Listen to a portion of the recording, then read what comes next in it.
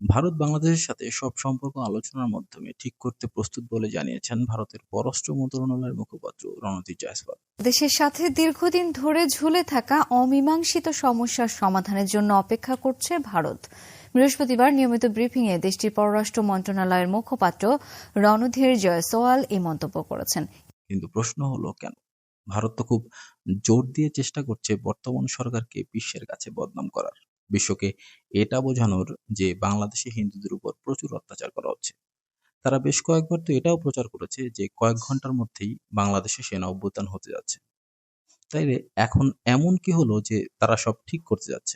দেখেন, অনেকেই অনেক কথা বলবে এবং অনেকেই অনেক কারণ দেখাবে, কিন্তু আমার মতে সে কারণ হলো তিস্তা চুক্তি। যে চুক্তি থামানোর জন্য তারা এই সরকারকে যে কোনো উপায় হোক ডিসেম্বরের মধ্যে নামাতে চেয়েছিল, কিন্তু তারা সেটা পারেনি। এখন আপনারা অনেকেই হয়তো ভাবছেন ডিসেম্বরে এমন কি হতে যাচ্ছে। একটু মনে করে দেখেন, 2025 সালের 29শে জানুয়ারি বাংলাদেশ পানি উন্নয়ন বোর্ডের সাথে চীনের পাওয়ার চায়না কোম্পানির একটি সমঝোতা স্মারক স্বাক্ষর করেছিল।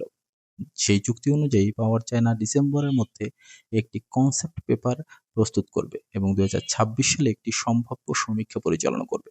এরপর তিস্তা প্রকল্প চূড়ান্ত করা হবে। এছাড়াও 2025 সালের মার্চ মাসে চীন সফরে গিয়ে আমাদের প্রধান উপদেষ্টা তিস্তা নদীর সমন্বিত ব্যবস্থাপনা ও পুনরুদ্ধার প্রকল্পে চীনের কোম্পানির অংশগ্রহণকে বাংলাদেশের পক্ষ থেকে স্বাগত জানিয়ে এসেছিল।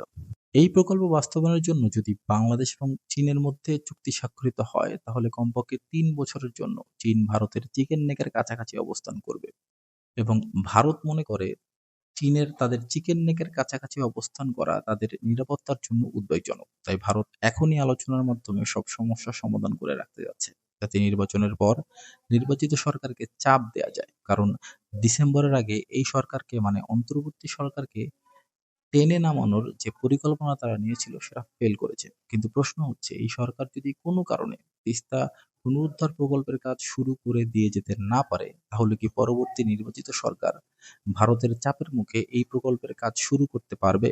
কারণ এই সরকার যেভাবে ভারতের চোখে চোখ রেখে কাজ করছে, সেটা নির্বাচিত সরকারের পক্ষে সম্ভব হবে কিনা সেটা একটা বড় প্রশ্ন।